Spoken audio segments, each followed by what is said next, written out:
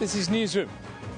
Hello and welcome from Johannesburg in South Africa. I'm Evan Hansen. The show, of course, live broadcast from our studios in Auckland Park. We're also streaming live on YouTube right now, where the whole show is always available on demand on our YouTube channel. Now today we look at the scourge of racism and if we are doing enough here in South Africa to deal with this problem. Also, 1 in 5 South Africans are living below the poverty line, says Statistics South Africa. We'll talk about that shortly.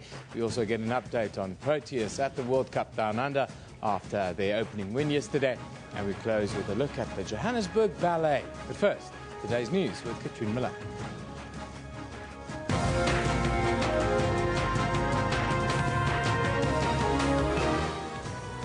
Well, hello and welcome to Newsroom. I'm Katrine Milan, and let's just take a look at those stories making headlines this morning. The city of Cape Town is expected to approach the Western Cape High Court today following the alleged breach of agreement by minstrels associations. The minstrels apparently breached an interdict that prohibited big troops from doing their traditional laps of honour in the Boerkaap after Saturday's prize giving in Athlone. The court ordered that only troops living in the Boerkaap could take part in victory marches and that the cut-off time was midnight. The ANC in the Western Cape has slammed the city. The fact that we now know that Councillor Smith, has abused his political responsibility as the MACO member for safety and security by threatening that people will be arrested, that they'll put roadblocks up, that there'll be, I've heard that they wanted to bring Caspers in, that they want to influence, for example, people in the police. That's unacceptable, and that says that they've actually abused their state power. Moving to Limpopo, the Malamulele task team is expected to meet with various community structures this morning, as some structures want to call off the prolonged protest action. This as the unrest over demands for a separate municipality from the Thulamela municipality enters its 6th week. Protests erupted in the area last year before the May general elections and reignited a month ago. There was no resolution. When people are many, one will go to the north, one will go to the south, one will go anywhere else, until someone suggested they need more stakeholders. So if the stakeholders are here tomorrow at 8:30, we'll see them. Rio Vaya employers Peertrans is expected to begin with the recruitment of new drivers today. This after striking Rio Vaya bus drivers were dismissed yesterday following disciplinary hearings. It has been 2 weeks since around 160 of its drivers embarked on an unprotected strike. 65 of those drivers remain employees of the company. It's still unclear why the drivers went on strike. Moving to international news, Egypt's President Abdel Fattah al-Sisi will hold a crisis meeting this morning with his country's National Defense Council after the apparent beheading of 21 Egyptian Christians by Islamic State militants. A video released on an IS website shows its militants beheading the Egyptians who'd been abducted in Libya. In the video, the masked black-suited extremists appear leading the captives in orange jumpsuits to a coastal area. Danish authorities believe that the slain gunmen suspected in the deadly Copenhagen attacks may have been inspired by Islamic terrorists and possibly the Charlie Hebdo massacre in Paris. A man was killed at a panel discussion about Islam and free speech. In the second attack, a Jewish man was killed outside a synagogue early on Sunday. 5 police officers were also wounded in the 2 attacks. The Springboks Sevens team have claimed 3rd place at the Las Vegas Sevens after beating the USA in the 3rd place playoff match. Fiji beat New Zealand 35-19 to lift the cup at the US Sevens for the first time since 2007. And this morning, Ireland beat twice former champions West Indies by 4 wickets in the opening World Cup Pool B match at Saxon Oval in New Zealand, in Nelson, New Zealand. It was the 3rd victory over a test-playing team at a World Cup for the Irish after they beat Pakistan in 2007 and England in 2011. Remember, all those top stories and more are all available on our Newsroom Facebook page. You can then also keep up to date on Twitter with all of our journalists across out in the country on Twitter at SABC Newsroom. Evan, back to you. Hello again. We start in the capital now. As the situation on the job front seems to be looking slightly more promising for South Africans, with 15.3 million people employed, as mentioned in President Jacob Zuma's State of the Nation address. The number of South Africans living in poverty has actually increased since 2010. A recent poverty report from Statistics South Africa shows that 21.5% of South Africans now live below the poverty line. Now, to talk to us about some of the report's finding, we are joined in the capital by Statistics South Africa's Statistician General, Mr. Padi Lehotla. Very good morning to you, sir. Thank you for joining us. Good morning, and good morning, listeners. I am the Statistician General of South Africa, not the Statistician General of Stats SA. Apologies for that oversight there. So just tell us about the findings of your report. What do you think are the most important things that came out of this report? Well, we have mentioned the report on employment, which shows that 15.3 million South Africans are now, or people in South Africa are now employed, also reducing unemployment from to about 24.1%. That is also produced by Statistics South Africa, and the poverty report is similarly. I think there are two things that have to be corrected. Poverty, as a result of rebasing, showed that the bar was much higher now than we ever knew, therefore resulting in showing more people living in poverty than what we knew before. So there has been a rebasing process. And it is not that there are more people between 2010 and now that are living in poverty. It's just as of 2010, the bar that we have used shows that there were more people living in poverty than we knew before. It was 20% when we measured then before. After rebasing, we realized that it is 21.5. Over time, poverty has actually been reducing, whichever scale you use, whether it's a rebased or a rebased schedule. Poverty in South Africa has been reducing, particularly at those lower ends of poverty, food poverty line. Can you explain to us how the poverty line is determined, what that means, and what does it mean if you are below that poverty line that we hear about? Measurement of poverty is an important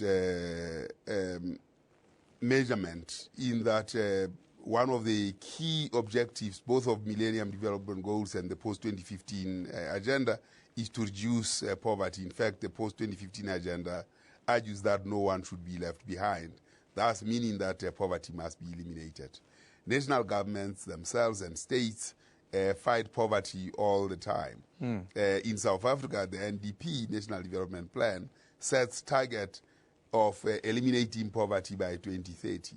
So in order to know that we are on track, we have to measure this poverty. Poverty is actually measured in many ways. In the report that we have produced, we are measuring poverty from a money metric point of view, and we determine a poverty line. And the poverty line, food poverty line, is determined on the set of food items that households consume. And the poor have a particular diet. You will need 2,100 calories to stay alive per person per day. And you convert that into a monthly requirement of income to purchase those goods and services, those food items that appear in the basket. That's how you determine the food poverty line. Then there are other lower bound line above food poverty, and then the upper bound line above food line poverty. Those lines help in measuring what kinds of sacrifices. The system has just gone off in Pretoria. I don't know whether there is load shedding here. Well, you can continue talking. Poverty. We've got pictures running over. So just tell us, I'm just going to ask you, the President talked about 15.3 million people employed in South Africa. But if you are employed in this country, does it mean that you are automatically lifted out of poverty, or are we seeing employed people battling with this scourge? Well, I think we know that there is employment, there is employment. The level of income that people who are in employment receive may not necessarily lift them out of poverty. That is why now the ILO standard of measuring employment includes those that are a decent work. And decent work has to relate to how people who are employed find their environment, both in terms of the level of salaries that they receive, the benefits that come with it, and the general environment in which they function. Quickly, sir, I can... So it does happen that even those who are employed, they may live below poverty for as long as they do not achieve a 335 rands per person per month. I wanted to ask you in conclusion, sir, if you can just paint the picture for us. How are we faring compared to the rest of the world and maybe even compared to the rest of the continent? Well, I mean, the South African economy is one which relies on employment largely for survival. The rest of the continent, production of crops and the like, are part and parcel of what people grow to sustain their lives. In South Africa, it is not so because agriculture and agricultural production is in the hands of commercial farmers, largely. And by and large, peasant production has been destroyed. So the direct comparison is not very possible. We may compare with Brazil, and in the case of Brazil, you'll find that there is a lot of peasant production in farming, whereas in South Africa not.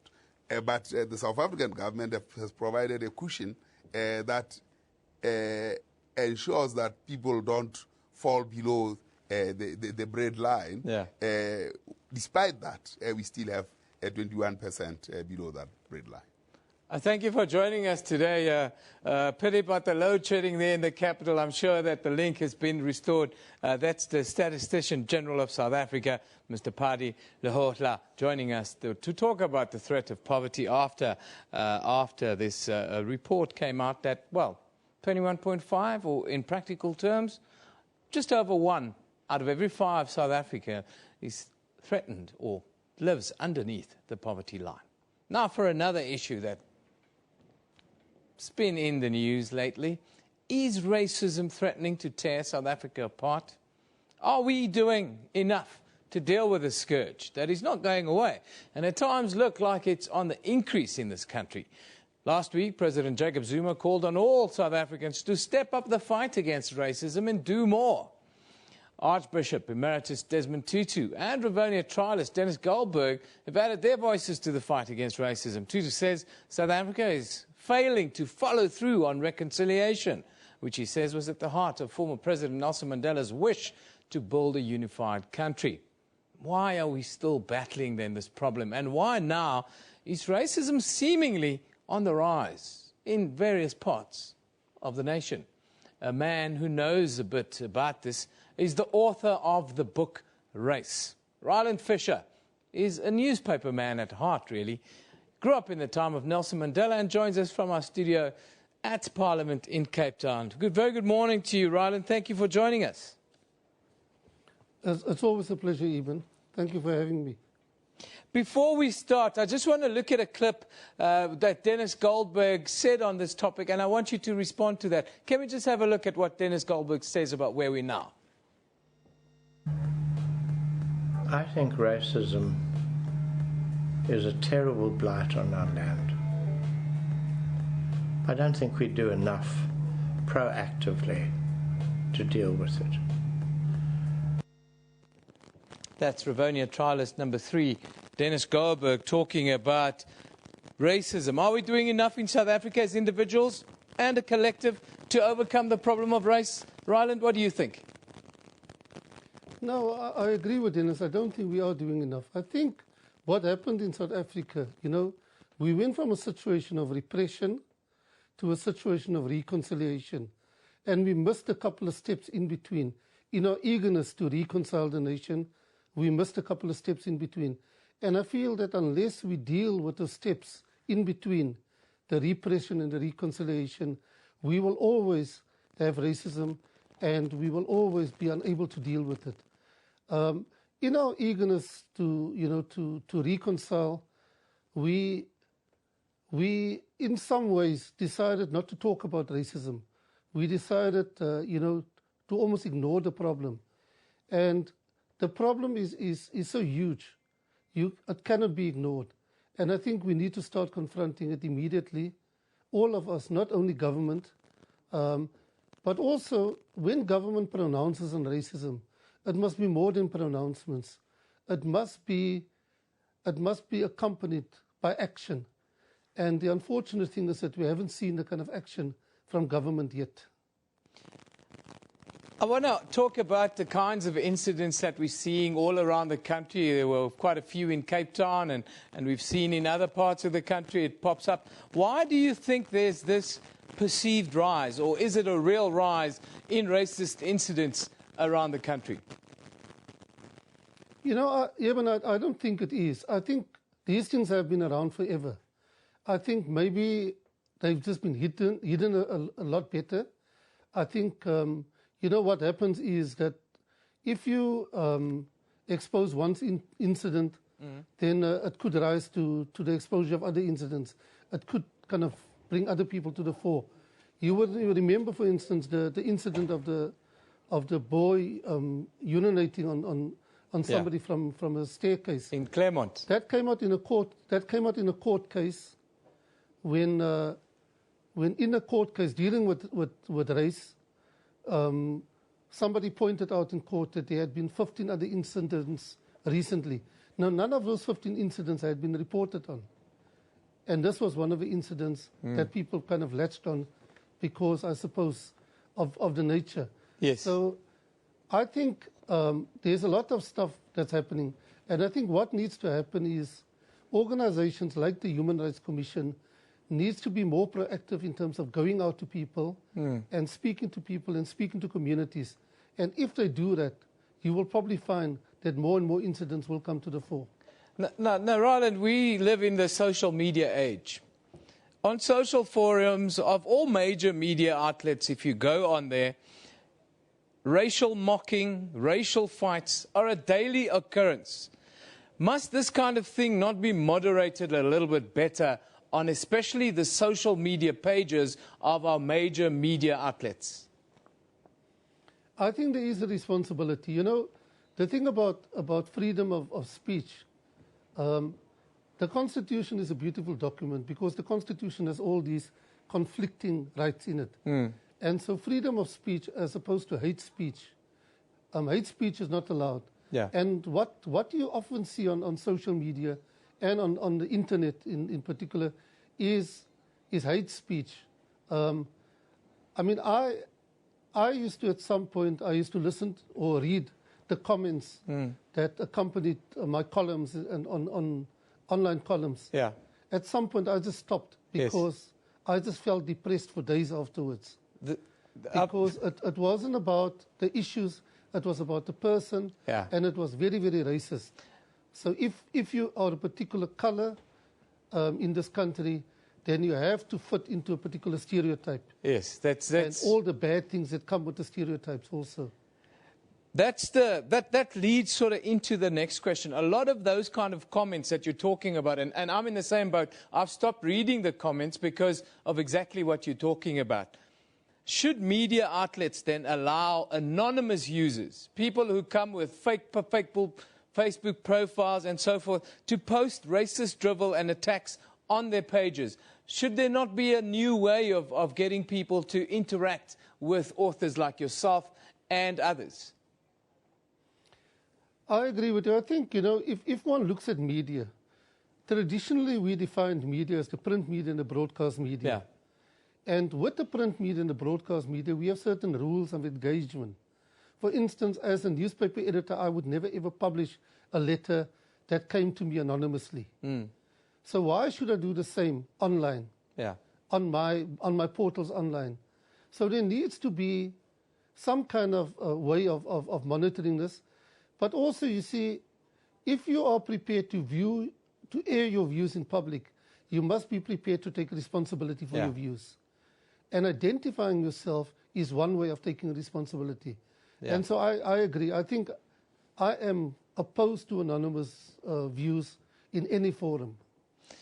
You mentioned earlier that we missed a few steps. Just take us back to those few steps, and how do we implement those few steps in this process or on the journey that we are on now as a nation? And at times it feels a little bit perilous, the kind of place we are in. You see, we had the Truth and Reconciliation Commission, but the Truth and Reconciliation Commission was limited in that it dealt with specific incidents. I think what we do need is a forum where people can engage on the issue of race and racism on an ongoing basis. I think what has happened in our society is that we've tried to transform our society through legal means, through the numbers game. For instance, companies must employ X number of black employees, X number of colored employees, X number of Indian, X number of disabled employees, etc. And so companies are doing that very well. But what they're not doing is they're not changing their culture. And they're not embodying a progressive culture within companies and in government departments, for that matter. And that is what I'm talking about, is that we need to get it into the culture of South Africans to be non-racist. Yeah. It's not going to be easy because at heart it's very difficult for us to be naturally non-racist and to be naturally non-sexist. Because even though we are born pure, we got corrupted along the way through our peers, through our communities, etc. And we adopt what we associate with the safe space of our peers in our communities. And we find sanctuary within that. And so, yes, it becomes difficult to be completely non-racist and to be completely non-sexist. But we need to get to that point where we discuss it and we explore it, what it means to be truly non-racist and to be truly non-sexist. And only once we do that can we start dealing with the scourge of racism. Ryland, thank you very much. This is a discussion that we are going to continue throughout, hopefully, the rest of the year with the likes of Ryland and others around race, because we all need to start talking about non-racism, not racism. Let's talk about non-racism. How can we all make a contribution to building this wonderful non-racial society that we all dream of, where all cultures are welcome? Now, load shedding. There seems to be some disturbances, with the power supply. So if we're having some difficulty, please bear with us. Also, there are some disturbances on some of the TUT campuses this morning. Now, viewers have been tweeting us what's been happening on some of the campuses there. Let's just take a look at what our viewers are saying. Africa Unite says Acadia campus closes its doors. TUT strike. Well, that's very concerning. Don't Test Me says classes began Monday and I haven't attended even one because I haven't got a timetable because of the TUT strike. Robin Lee says, as my BTEC await me, but due to TUT strike, all I'm not even registered is yet.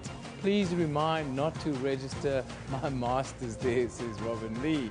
And there you have a picture of some of the unhappiness. I think a lot of it has to do with funding at the moment, if I'm not there. Herman Jacobs says, at SABC Newsroom, the gate is closed at TUT's main campus. There we have it. Incoming. Keep your pictures coming. Keep your pictures coming. We'll put it up. People would like to know what's happening, what is going on. Today, the tweet of the day comes from the Nelson Mandela Foundation on poverty. It says, overcoming poverty is not a gesture of charity. It is an act of justice. Absolutely. Let's now take a look at the front pages from around the globe today. In the United Kingdom, The Times has a front page picture there of the suspected gunman who targeted a cafe and synagogue in Denmark over the weekend. 2 people were left dead. Then in Nigeria, the Vanguard is reporting that former Nigerian President Olusegun Obasanjo has accused President Goodluck Jonathan of a hidden agenda over the 2015 polls. And the South China Morning Post is reporting that doctors in Hong Kong and Singapore are witnessing a baby boom. As pregnant women are rushing to give birth by caesarean section ahead of the Lunar New Year. Let's now take a quick look at what's happening across and outside of the country today. In Pretoria, suspended Gauteng Hawks boss Shadrack Sibia will apply to have his suspension lifted and declared illegal, and for the appointment of his replacement, Elias Lamini, to be declared invalid. That's in the High Court. In Cape Town, Mayoral Committee member J.P. Smith will lay a complaint with the Public Protector about the Cape Minstrel Carnival Association spending of its lotto money, says. Staying in the mother city, the Centre for Conflict Resolution will hold public dialogue on South Africa and the BRICS bloc this evening. That's what's on the diary. Time for us to take a short break. You're watching Newsroom here on SABC News.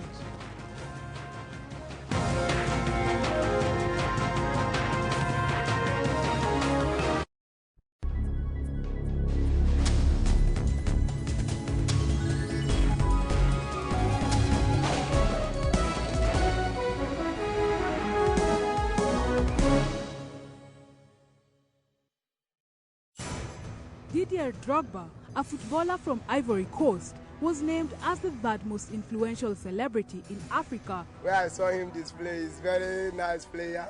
He always make an impact. Drogba donated his $5 million endorsement fee to the construction of a hospital in Abidjan. Well, there are some lesser-known football stars in the continent that you haven't met. Really? And are deserving of more attention. I think we will do better. The Journal, every Saturday at 1:30 on SABC News. Eskom could miss a deadline for a crucial step towards turning on the Medupi power station. But the power utility says it will probably meet the December the 24th deadline. We're looking good. We've come through 3 days, obviously, of load shedding, which has unfortunately been necessary, but it's been useful to have built up our reserves for the coming week. Shares of private hospital group Netcare jumped up today and closed on a high after the company reported increased annual profits. The hospital group is also taking steps to aggressively reduce its dependence on Eskom due to increasing power outages and rising costs. We'll be reducing our energy needs by some 35% over the next 10 years, and our cumulative savings of our forecast electricity bill will be in the region of R1 billion. So we're doing something very constructive about the challenges we're facing at the moment. That's Business News, weekdays at 6 p.m. on SABC News.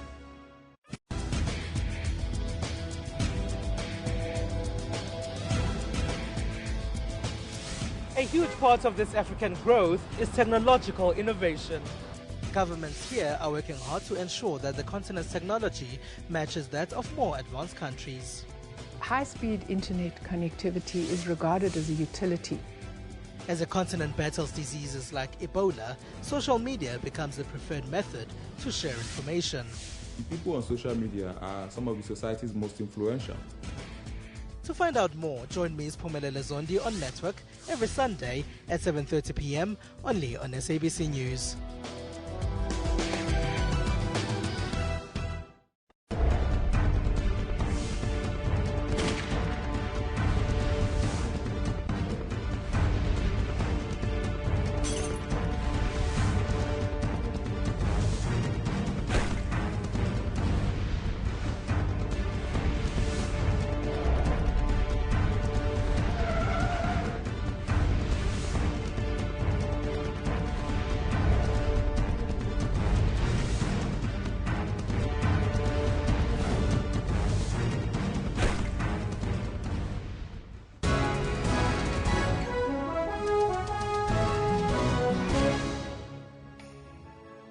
The judge slammed corruption in both the private and public sector. Referring to irregular and wasteful government expenditure, he said it could no longer go on. The high-profile corruption scandal has dominated Spain's headlines in recent weeks. The scandal touching a nerve as Spain emerges from its downturn after a slew of corruption cases involving politicians and the king's sister. Tourism is a vital part of the economy.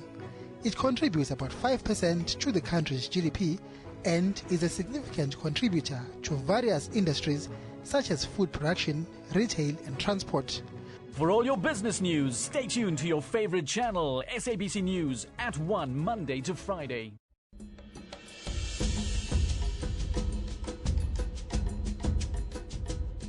warm welcome to AM News here on SABC News Channel 404. Pistorius was sentenced to 5 years in prison for killing his girlfriend Reva Steenkamp on Valentine's Day last year. He was not found guilty of murder but of culpable homicide. The state feels that they are entitled to request that certain questions around the judgment and sentence should be reserved for the Supreme Court of Appeal. State Advocate Gerry Nel called the sentence shockingly inappropriate. If the appeal is successful, Pistorius would face a minimum of 15 years in prison. Corky was killed during a dramatic botched rescue operation by American Special Forces in Yemen on Saturday. Corky's wife, Yolandi, says the family has chosen to forgive and rejoice in the memories of her husband. At 5:59 on Saturday morning, I told Yolandi, the waiting is almost over. You give her that kind of optimism, and 2 hours later you get a call to say he's not anymore. It's devastating. I'm very sad for her, but she's a very strong woman. That's AM News, daily at 10 a.m. on SABC News.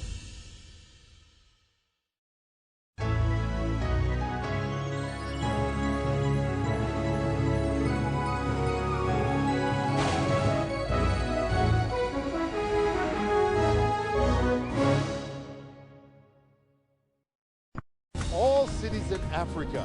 There exists a unique and vibrant street culture which dictates the heartbeat of many cities throughout the African continent. The city of Johannesburg is filled with vibrant scenes of hawking and selling. This was from overseas. I think it's a donation from overseas now they're delivering to us. Further up north, the same experience can be found as eager buyers barter with their hawkers. The languages may be different, but the similarities are the one common thread that bind us all together as citizens of Africa. That's Kaleidoscope, Sundays, 5:30 p.m. on SABC News.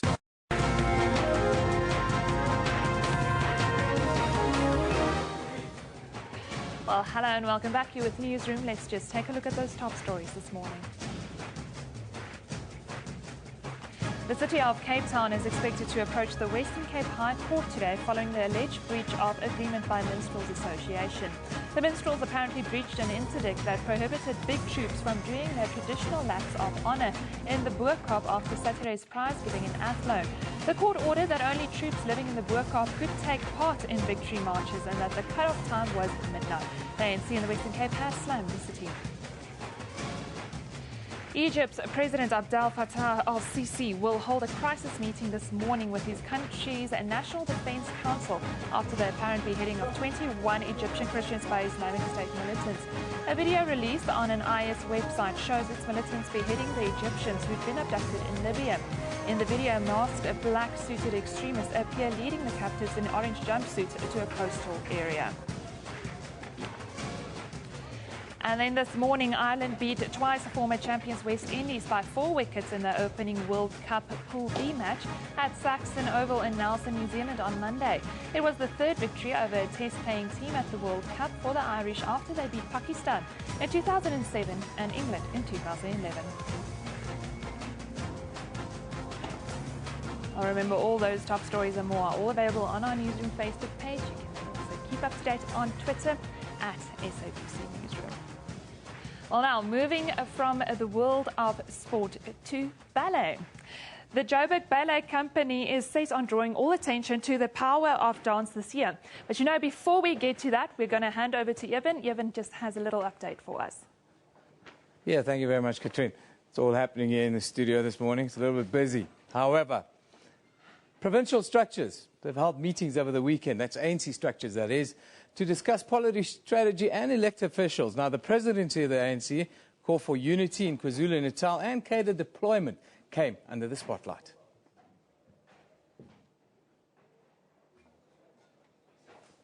Well, we don't have that clip as well. Technical difficulty, I'll tell you. Now, to talk about the ANC's elective conference in the Northwest Province that ended over the weekend, we are joined now in our Mahikeng studio by the newly elected chairperson of the ANC in the Northwest.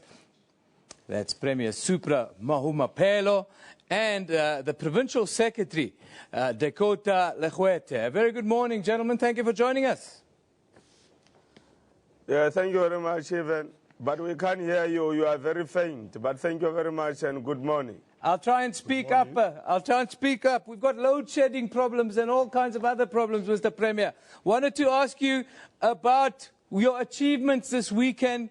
Have you now closed the divisions within the province, and is that now a thing of the past? Is it all roads, good weather going forward?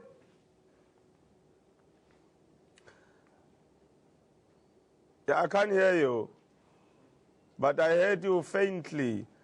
We are very happy as the province that our provincial conference, the 8th provincial conference, went very, very well. It was peaceful. The process was started last year in the branch general meetings to do nominations.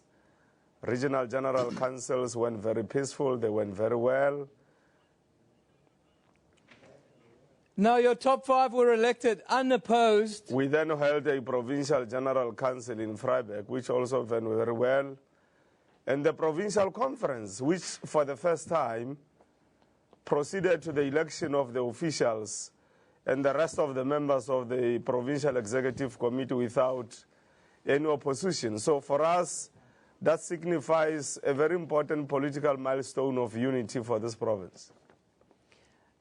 Mr. Lekwete, if I can ask you about the top 5 who were elected unopposed, what do you think are your priorities going to be now going forward? Even can't hear you. Well, unfortunately, Mr. Premier, then we're going to have to cut the interview. Unfortunately, thank you for joining us this morning, but it seems we're having technical difficulties with our facilities, not just out of Mahikeng. Here in Johannesburg, we had load shedding affect us earlier. Coming out of the capital, Pretoria, when we did that interview. Let's go to Katrine, who's, got the Johannesburg Ballet Company here to tell us a little bit more about that. Oh, yes, thank you, Eben. At least Dirk is here, and I'm sure he can hear me.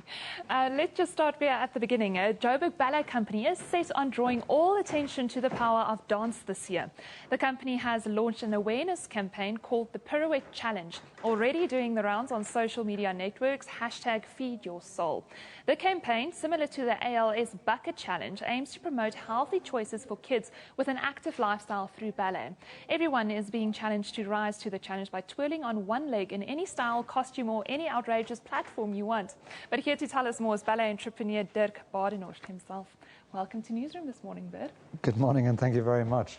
Dirk, similar to the ALS Bucket Challenge, can you tell us where you came up with the idea for the Pirouette Challenge and exactly how it works? We had Harvard Business School MBA students come and do the 3rd year in a row a case study on the company, and they were trying to find ways to further heighten our awareness in South Africa and around the world. And so many people know that the State Theatre closed down and the ballet company closed down, but not many people know that the ballet company is up and alive and that we are doing amazing work with the kids of South Africa. Last year we did about 40 schools in Soweto and Alexandra where more than 40,000 kids got to see the ballet company perform.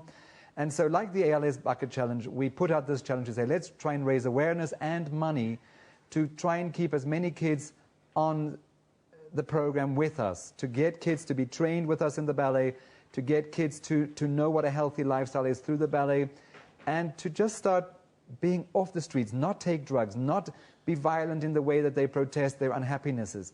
So Harvard Business School then came up with the idea, and then our PR and publicist gentleman, Lindsay MacDonald, said, well, let's take the pirouette, because the pirouette is such an integral part of ballet. Every performance that you do has a pirouette in it, and so we decided that's what we wanted to do. And we got the Harvard Business School challenging the Springboks, the Lions. We've had people now starting to challenge TV presenters, radio presenters. We've got famous people. The Oprah Winfrey School will be challenging Oprah. One of our patrons will be challenging Naomi Campbell. And so that's what we are trying to do, is to really create this awareness. You saw now cars doing donuts, which are pirouettes. You've seen people on canoes doing turns in the water. We've had boxers, we've had cage fighters do it. We've had hip-hoppers come and hop on one hand or turning on their heads. And that's really what it's about. It is really taking whatever it is that you feel comfortable with and make that into a pirouette, and then really challenge on. The Joburg Ballet Pirouette Challenge is really to ensure that we reach people that have not even known that the ballet company exists, have not known that our development programs exist, and now it does, and people need to know about it, and that's what the whole purpose of it is. Those development programs, it's all about getting the kids off of the streets and into dancing shoes. Can you tell us a bit more about those development programs? I know you're very close with the Cuban ballet theatre and everything as well. Well, I heard earlier this morning we spoke about having to speak about non-racialism, and this is really what the ballet company is about. This is really the value of the ballet company. It's about social cohesion. It's about taking all South Africans, no matter your race, no matter your sex, no matter your economic background, but it levels you and puts you into one space. And so what we've done is we've started training dancers in the company on the Cuban methodology. We are training the company to be ballet dancers in the Cuban methodology. And so our kids, of which there are more than 500 now, are being trained on a daily basis in ballet, but using the Cuban methodology. And the Cuban methodology, again, is special in that the Russians, the French, the American, the British, the Danish systems were all devised on the typical white, light body. The Cuban methodology is really looking at the mix of white, so-called colored, and black people, and looking at the slightly different shapes that exist, and then taking that into the ballet class and making that a reality. And when we've been to the schools, there's a beautiful picture right now of Kitty Pedler dancing with our kids. The kids absolutely love the ballet. And there's something that's so universal about a ballerina on point with a tutu and a tiara. Whether you're in Soweto, whether you're in Havana, Paris, New York, London, it has the same inspirational, aspirational quality. And that's really what it's about. I'd like to know, ballet as a sport, and correct me if I'm wrong, is still very underrated in our country, where kids kind of always look at the cricket players, the rugby players. But ballet as a sport, it's an active, it's lifestyle, it's healthy. How, as a ballet entrepreneur, are you advancing that and challenging these stereotypes? Well, I think that's what we are trying to do, is to say it is an art form, and we have to look that we never lose the artistic integrity. But at the same time, we need to move into the world of sport, into a much broader world where it gets television exposure, where it gets radio exposure, where it gets all the exposure that it needs. And then it needs to start being taken to all South Africans. And that's really where the school program comes. We've been dancing this weekend in shopping centers. We have been on the Gau train. We have been in soccer stadia.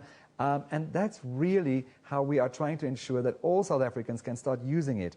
Not only to become classical ballet dancers, but actually to become much more creative in finding solutions to the issues of South Africa, but also sports people. If they start using the ballet in their training, they will find that their core stability is much better, their balance is much better, their jumps are much higher, their reach in soccer and rugby is much broader. And that's really what you want to achieve. And that's what the Brazilian soccer team has done. There are many rugby teams in England. They actually brought the rugby team in, and they started working with them. So that's what we need to do. And I think once we reach that level where it isn't stigmatized, where it doesn't have the same way that people look at ballet dancers in one particular way, that's the time that we will actually reach as many as possible South Africans. Well, Dirk, thank you so much for joining us again today and telling us all about this pirouette challenge, #FeedYourSoul. You can find it all over social media at the moment, on Facebook, on Twitter, and on YouTube. I know I've also challenged Evan to a little pirouette challenge of our own, but we'll talk about that a bit later. Evan, back to you. I'm glad Dirk and them are talking about the bigger bone people being able to do the ballet so that people like myself can also try. I'm going to try the pirouette challenge, Dirk. I'll say that. I'm going to do it. So I challenge all of you to do the pirouette challenge as well. It's now even bigger people can do the ballet. But let's go back to Mahikeng quickly, because the Premier's there, and we wouldn't want to just let the Premier come for no reason to our studios this morning. Once again, good morning, Mr. Premier. You can hear me now?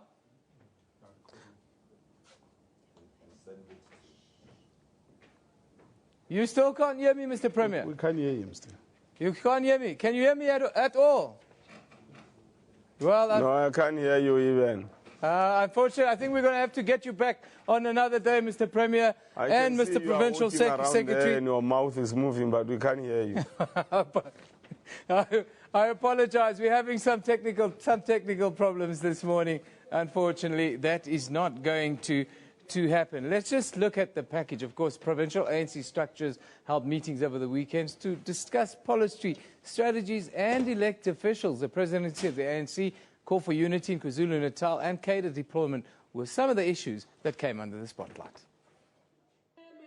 In the Northwest, the party says there's no harm in extending Jacob Zuma's term. The province wants to synchronize the terms of office of the country's and ANC's president. This could open the door for Zuma to stay on as ANC president for a further 18 months. It's an all-round cadre of the movement. So if it can result in him being extended in office, no problem. It will not cause anybody a harm. Zuma is on record saying he didn't want a third term as ANC president. Newly elected eThekwini chair James Nxumalo says he wants to unite opposing factions. The ANC's biggest region is heavily divided between Nxumalo supporters and those backing Treasurer Zandile Gumede. Nxumalo defeated Gumede by 233 to 219 votes. Once the conference have elected its leadership, all members of the ANC, including those who had different preferences, are bound to support that leadership which has emerged in that particular conference. At a Northern Cape Lekgotla, an admission that problems plaguing municipalities are due to weaknesses in the organization's structure. There's been some improvement, in others there isn't. And I think one of the highlights of today is that we need to focus on those areas where there are weaknesses so that we can improve on those. It says cadre deployment at municipal level should have the right qualifications and skills. Tsolofelo Matibedi, SABC News. Let's now take a look at what's happening on our Facebook page. Watch on Newsroom Facebook page. There today, you'll see that the Economic Freedom Fighters has accused National Assembly Speaker Baleka Mbete of inciting violence against his members after describing them as thugs and party leader Julius Malema as a cockroach. Then you'll see that meeting between the Malamulele task team, religious and traditional leaders, has failed to end the shutdown of services in the Limpopo town. And, well, regions of South African Democratic Teachers Union in the Eastern Cape have defied the National Executive Committee's decision to disband the Provincial Working Committee of the Union. All of those stories and a whole lot more you can find on Newsroom's Facebook page. Also, you can visit us, sabc.co.za/news, for all the latest updates from, well, all around the world, really. Time for us now to have a look at some of your tweets. What are some of the things you are talking about? Am I Ballon says reconciliation is the best policy. Abhor disturbance of peace. A rich endorsement says, make peace with yourself and others. Hashtag reconciliation. Then Steve Larson says, there's a difference between acknowledging a problem and actually addressing it. Talking about reconciliation and unity. Cathay de Gros says, racism is everyone's responsibility. Yes, of course, that was the issue that we had on the table. We will all try and do more on racism throughout the year on this show. Of course, it's all of our responsibility. Now, today's picture comes from Anahita Aslani. This is on the Denmark killings. There you see pictures of candles and flowers outside the Jewish synagogue tonight in my city. She says, of course, a Jewish man was shot outside of that synagogue. That's our viewers' pick of the day. That's where we're going to wrap it today. It's been a difficult Monday, hasn't it? Things didn't really work out, but we'll be back tomorrow for more. Newsroom is broadcast live from our studios in Auckland Park, Johannesburg, every weekday morning between 9 and 10 a.m. The show repeats at 2 in the afternoon, but then a rebroadcast at 5 a.m. the following morning. We're also live on YouTube during that time, with the show available, of course, on demand on our YouTube channel. This is SABC News. You've been watching Newsroom, where we love it in the morning.